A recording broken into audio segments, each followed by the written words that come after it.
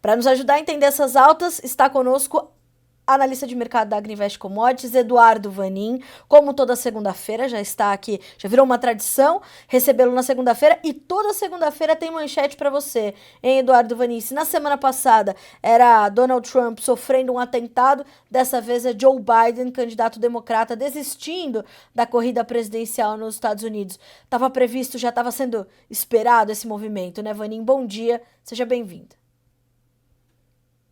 Bom dia, Carla. Bom dia a todos.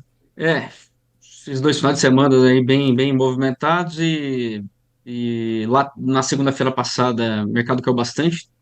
Vamos lembrar, fechou com 30 e poucos centavos de queda, com o mercado precificando a vitória de Trump e ponto final. Aí hoje, ainda uma certa possibilidade aí de reversão desse cenário. Mas, além disso, temos alguns outros pontos. Mas é isso aí. O mercado, segunda-feira passada, precificou um cenário e agora um outro cenário. E me parece que o mercado reagiu numa forma bastante diferente, né? Nós tivemos, como você acabou de contextualizar, uma queda forte na última segunda-feira. Hoje o mercado reagindo com boas altas. Reage a alguma possibilidade melhor de Trump como presidente americano ou olha para outros cenários que não o político e vai se focar mais no fundamental e ali tem alguma novidade que motiva esse avanço? Por que os preços estão subindo nessa segunda-feira, nesse início de semana, Vanin? Eu diria que temos é, três pontos que se desenvolveram na semana passada. O primeiro ponto é o seguinte: em relação ao clima americano, melhor que está não fica. Qualquer coisa pior, aí vamos ter algum suporte. E o clima americano volta a ficar mais frio do que o ideal. Outro ponto importante é produção de óleo vegetal, óleos vegetais. E aí nós estamos vendo o clima judiando do Canadá, que é o maior produtor e exportador de canola, grão e óleo. Também temos lavouras de couza, que é a canola modificada, enfim, a couza modificada é a canola, mesma coisa. E aí lavouras lá também terão quebra. E o óleo de girassol, o maior produtor e exportador é o leste europeu, principalmente a Ucrânia, que também está, e aí vale para o milho, a mesma situação, também está sofrendo bastante com o clima quente e seco. Então nós temos óleos vegetais com um cenário um pouco melhor, e aí temos o Brasil ficando caro, eu acho que esse é o principal ponto. É, Podemos aí ter esse tempero de Trump, a Kamala, né, desculpa. E então podemos ter esse tempero aqui e ali, mas o ponto é que o Brasil, para soja, está ficando caro.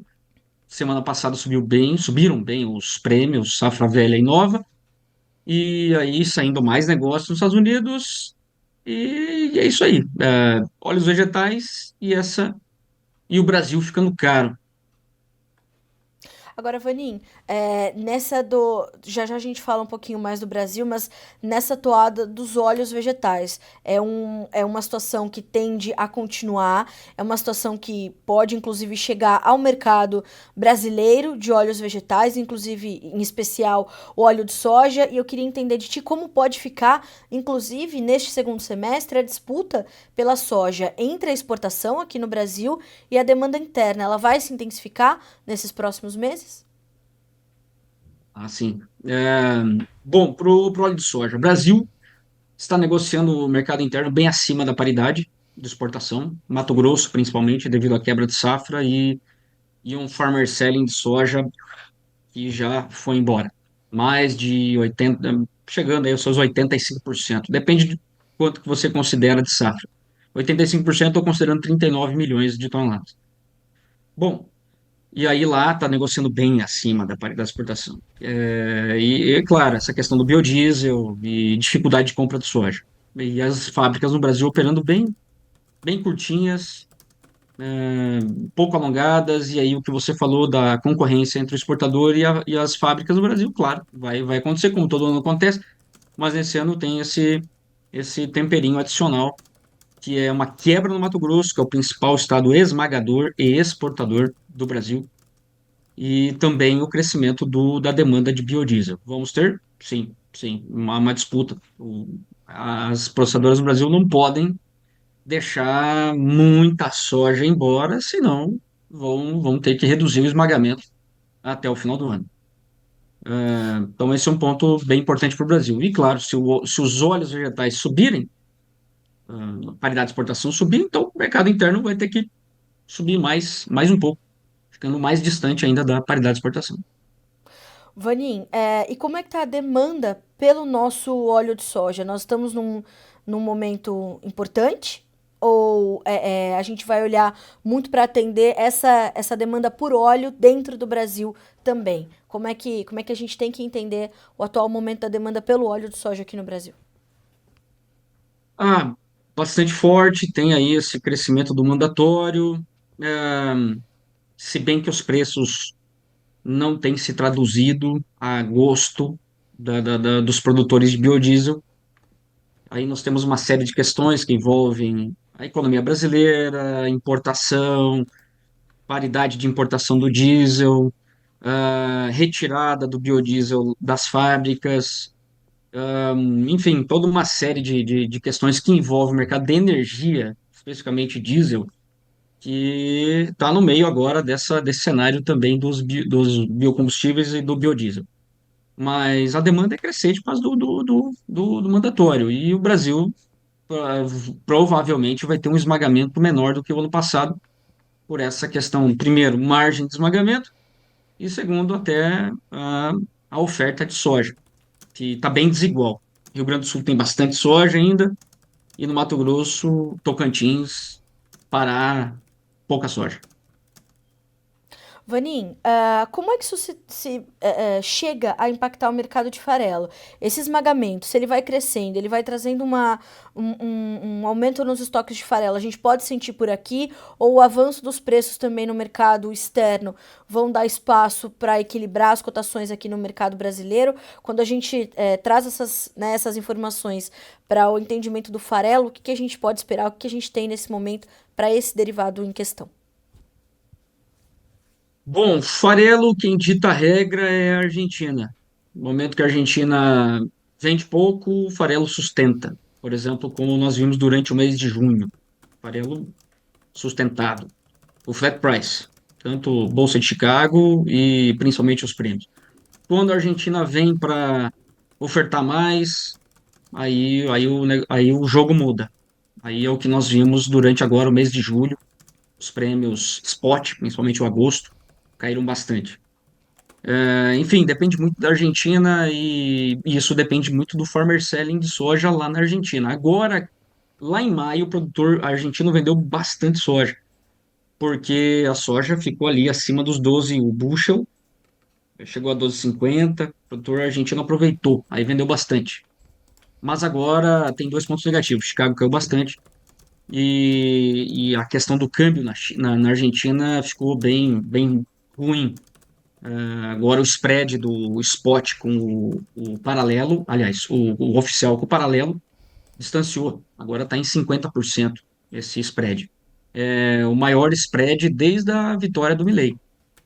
E isso, claro, aí o produtor argentino fala, larga a mão, não vamos vender menos, vamos segurar a soja, vamos segurar o milho, porque é uma defesa contra a inflação, que está caindo devagarinho, e a desvalorização do câmbio, enquanto ainda tem esse câmbio paralelo na Argentina. Então a Sim. resposta é: depende da Argentina, lá tem bastante soja, tem, e então o Brasil vai na toada.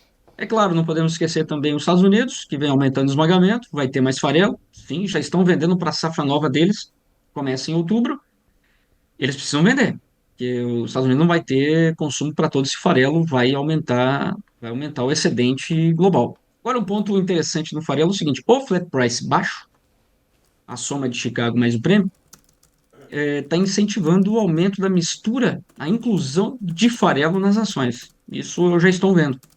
Isso vale para a China e outros importadores de milho, farelo, outros ingredientes de rações para a produção de ração local.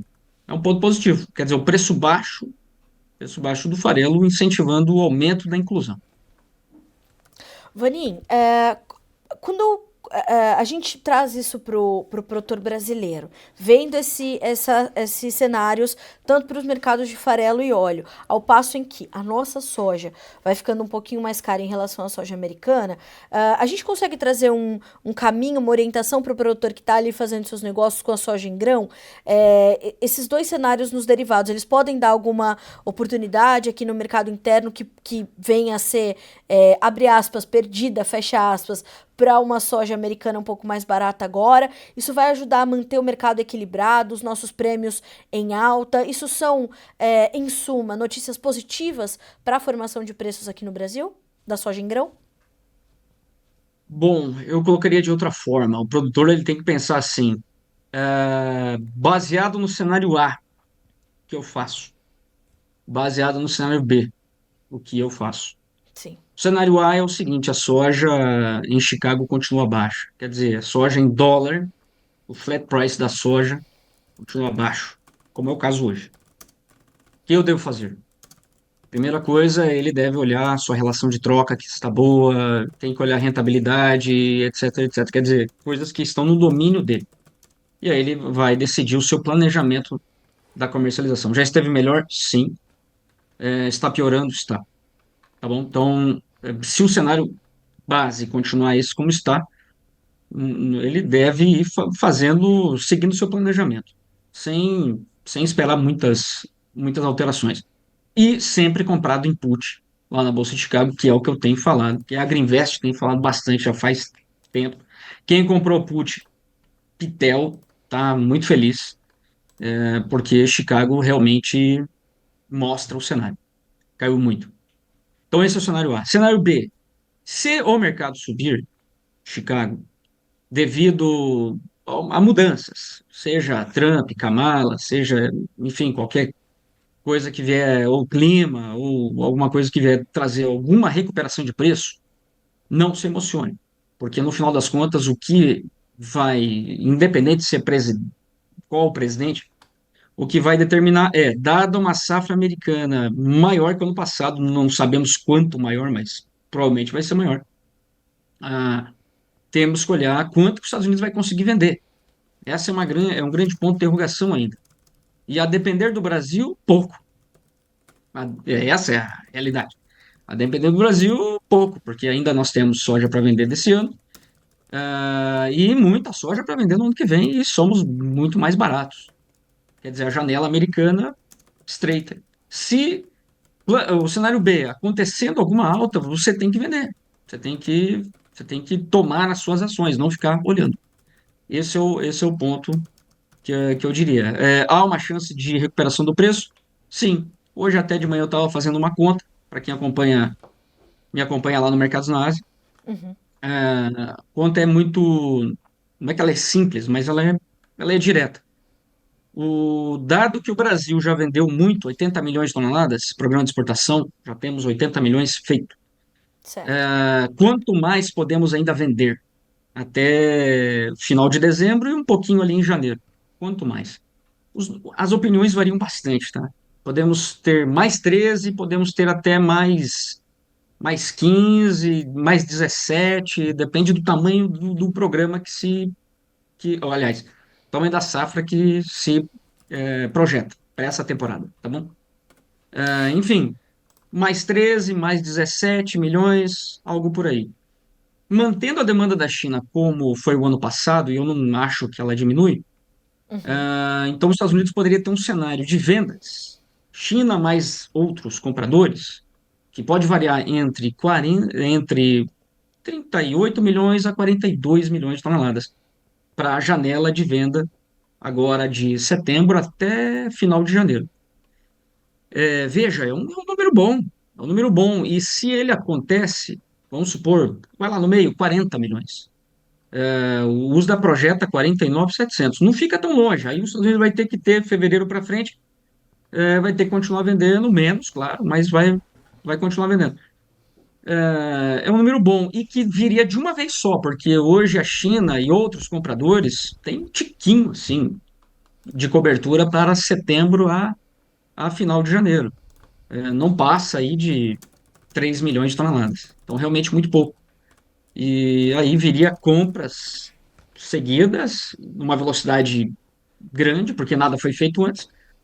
E aí nós vamos ter suporte para Chicago, porque grande parte dessas vendas viriam dos Estados Unidos. Então, veja, mediante isso, tem que, tem que ter um plano de ação. Eu tenho Sim. que aproveitar esse momento para estar avançando na minha comercialização, nas minhas estratégias e tudo mais, porque pode ser igual nos últimos 2 anos, que na virada aí do ano, larga a mão de comprar nos Estados Unidos porque ficou caro, Brasil muito mais barato, e aí Chicago não se segura. Ponto. Tem que ter um plano de ação. Acho que essa Bem, né, você detalhou aqui os cenários em que o produtor pode estar inserido. O Márcio Eno diz assim, ó, bom dia, Vanin. No caso da China já estar garantindo soja para o primeiro trimestre de 25 e a colheita brasileira, você acredita ou temos quase certeza de soja abaixo de R$ 100 em todas as praças? Você acha que a gente pode ter uma situação dessa, mesmo que a China já esteja comprando agora, se garantindo para o primeiro trimestre, ao passo em que a gente vai ver também, né, no primeiro trimestre de 25, a nova oferta brasileira já disponível? Pode ter uma pressão de forma tal que possa levar os preços no Brasil interior a menos de R$ 100? Você acha que isso pode acontecer, Vani? veja, importante. Paridade de exportação pode vir abaixo de 100, por exemplo, Mato Grosso, não sei onde que o Eno está, Paraná. mas acho que. Onde que ele está? Paraná. Paraná. Não, no Paraná, paridade de exportação abaixo de 100, acho que não. Agora, Mato Grosso, sim. Nesse ano, em janeiro, tivemos Sim. paridade de exportação a 90, até abaixo de 90. Agora, saíram negócios nesse nível? Pode até ter saído um aqui, um ali, mas não foi a realidade. O mercado negociou 10, 12 reais acima da paridade de exportação. Portanto, poucos negócios foram reportados abaixo de 100.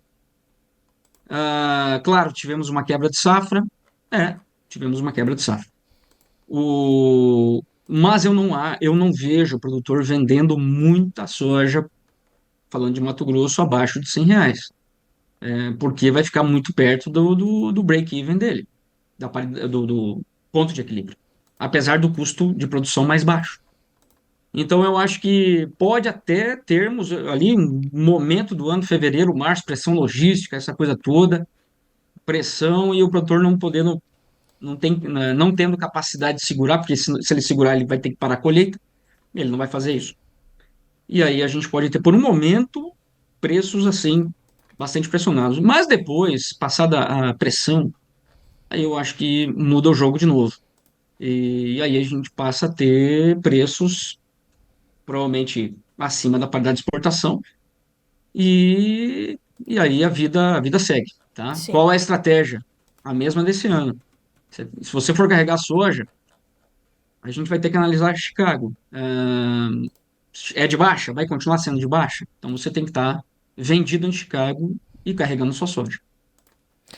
Vanin, para a gente finalizar, como é que você está vendo agora a condição climática nos Estados Unidos, o desenvolvimento da safra, que é naturalmente um ponto ainda de muita atenção, embora a gente esteja olhando muito para essa relação Estados Unidos-China, demanda chinesa, como eles vão comprar soja aqui no Brasil, nos Estados Unidos, olhando o Farmer Sale da Argentina, não tem como a gente não olhar para a condição de clima nos Estados Unidos e o desenvolvimento da nova safra por lá.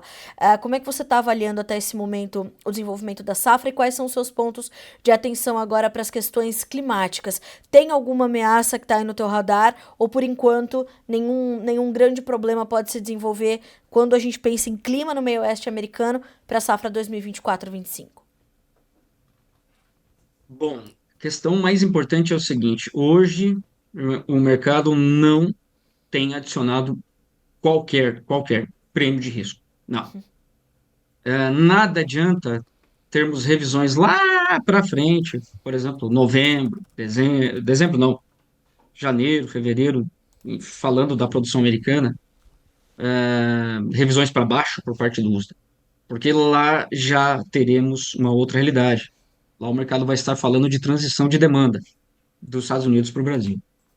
revisões de demanda tem que acontecer, de oferta tem que acontecer agora. Se ela não acontecer agora, não Sim. tem efeito nenhum. Por enquanto, o NAS está utilizando o seu modelo baseado na pesquisa com o produtor, no que ele fala, ali nas condições das lavouras e outras questões de satélite, etc. e tal. Olhando o que o produtor americano tem falado no Twitter, no X, né, agora, as condições das lavouras, as questões de clima, umidade no solo, nada leva a crer que o NAS e o USDA vão fazer revisões agressivas para baixo. Isso é o que a gente está esperando, é isso. Né? Nada indica, nada indica. Seria uma surpresa, né? Aí seria assim, ó, mais uma vez, né? Ó, USDA, esse teu modelinho aí de condições de lavoura não presta para nada. Porque você está dizendo que está muito bem e você vem com uma redução grande de produtividade. Não faz sentido. Já tivemos caso assim? Já.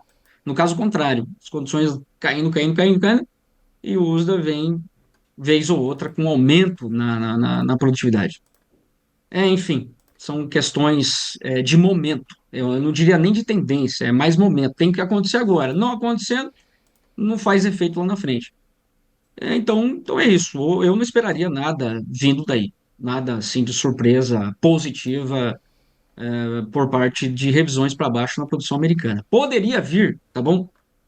Lá em setembro, quando for revisada a área americana, pode vir mais uma redução. Isso pode acontecer, devido aos alagamentos que aconteceram, e Uhum. podemos ter algum abandono de área um pouco maior ou até uma área colhida menor. Mas também não parece hoje que seria algo que mudaria a história. Bom, então a gente fica de olho porque isso mantém-se no radar do mercado, mas não, talvez não seja isso que vá trazer grandes oscilações para as cotações a partir desse momento. Dá para entender dessa forma ou a volatilidade ainda tende a ficar muito intensa, Vanin? Olha, agora vamos entrar no agosto. O clima está ideal? Não, ele está muito frio. Eu não sei por quanto tempo vai continuar assim, mas realmente é um ano bem atípico. Você tem uma parte do Canadá, parte mais central, onde produz canola e soja também um pouco, que fica mais ou menos ao norte ali das Dakotas. Essa região está bem quente, vai ficar mais quente e seco. E um pedacinho ali de Iowa, oeste do cinturão, também vai ficar mais quente e mais seco, que é onde estava frio e muito úmido. Aí agora inverteu. Podemos dizer que a soja pode sofrer porque não teve um enraizamento ideal, sim, pode ser. E aí o leste do cinturão, que de Illinois para a direita, estava muito úmido, muito seco, aliás, seco e mais quente. Agora vai ficar muito úmido e muito frio. E vem do Canadá esse padrão climático. Veja, bem dividido, pegando os dois países, você traça uma linha, tem esses dois padrões. É bom esse padrão? Não. Por isso que eu falei lá no começo. Provavelmente, em termos de clima, clima o cenário perfeito ele passou. Daqui para frente parece que vai ficar um pouco pior. Mas, enfim, vamos supor que produção americana de 120 milhões, que hoje é o número, venha para 117 milhões. Não muda muita história. Vai ter que vender e não vendeu nada ainda. Então, esse é o principal ponto. Brasil ficando caro e China e outros compradores nada cobertos para a janela setembro a janeiro, final de janeiro, e vão ter que comprar. Se o Brasil tiver muita soja ainda, perfeito, vamos comprar tudo aqui no Brasil e o menos possível nos Estados Unidos. Agora, o Brasil não tendo tanta soja assim. Agora a prova dos nove. Quanto é a produção? Essa reta final vai nos dizer. Aí vai ter que comprar rápido, concentrado nos Estados Unidos.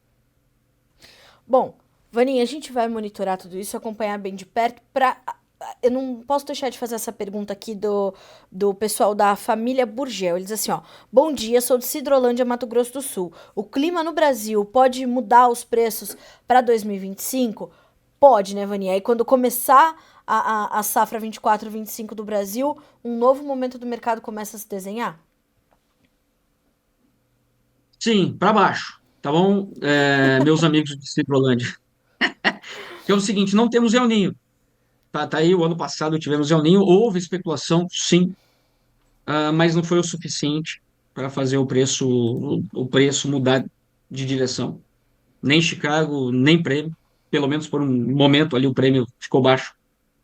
E, então, mesmo com uma quebra no maior estado, vamos lá, tudo é assim, adianta quebrar o Brasil? Depende. Se a quebra for mais no sul do Brasil e o Mato Grosso vai bem, Goiás, Tocantins, etc e tal, não faz muita diferença. Quem é o motor de venda? Mato Grosso. Ponto. É o Mato Grosso que dita a regra do jogo. Sim. A cada 3 grãos que a gente exporta, um sai de lá. Então, no ano passado, nessa temporada que nós vamos encerrar, se tinha para um momento para fazer um motivo para fazer o preço subir, era o Mato Grosso que quebrou. Mas mesmo assim, vejam, não foi. Então, e não tendo El Ninho sendo Laninha e tá até diminuindo a sua força, pelo menos nas projeções, então nós vamos ter uma safra ok, Uhum. que alguns falam até que pode chegar a 170 milhões, Sim. coisa pra caramba. Então o Brasil vai ter que exportar 107, 108 milhões. Isso não dá espaço algum para os Estados Unidos. Muita atenção com a safra 25, 26, pensando no bushel, tá bom? Olha Porque só. se o Sim. Brasil tem uma safra de 170 milhões e um programa de 108 milhões, isso quer dizer que todo mês nós temos que estar embarcando perto de 9, 10 milhões de toneladas, todo mês, todo mês. Claro, vai ter mês com 14 cacetada, quase 15, vai ter mês com 8, mas a gente tira todo o espaço dos Estados Unidos para o segundo semestre. É isso que vem acontecendo nos últimos 2 anos. Tem que ficar ligado. Mudou a história, mudou o jogo. O Brasil está muito grande. Bom, a gente vai acompanhar. Vaninha, é sempre muito bom começar a semana contigo.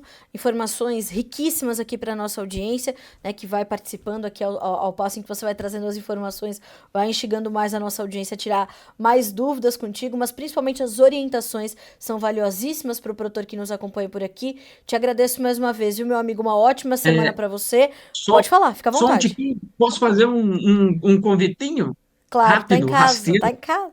Embora o Então tá Henrique. quarta-feira de novo, a segunda aula para como se preparar para a certificação Ancor de AgroSem.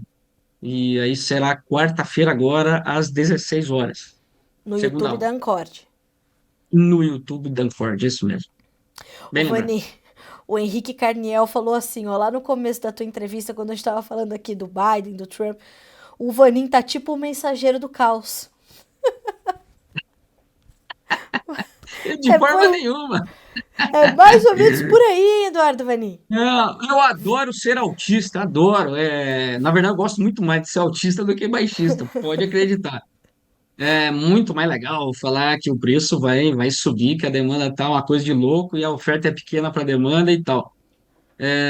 Mas o que temos que entender é que, como eu falei ali no finalzinho, a estrutura do mercado da soja mudou. O Sim. Brasil está demais de grande e a gente vive essa história. Bom, como mudá-la? Só parando de plantar, diminuindo a Ih, produtividade, não aumentando mais a área. Aí o produtor fala: Ah, peraí, aí não. Então, amigos, tem que entender como é que a música tá tocando desse jeito. é verdade, a gente vai acompanhar. Meu amigo, muito obrigada de novo. Uma ótima semana pra você, pra todo o time da Greenvest. Segunda-feira que vem tem mais. Até mais, Vanin, obrigada. Obrigado, um abraço a todos. Um Fui! abraço. Até mais.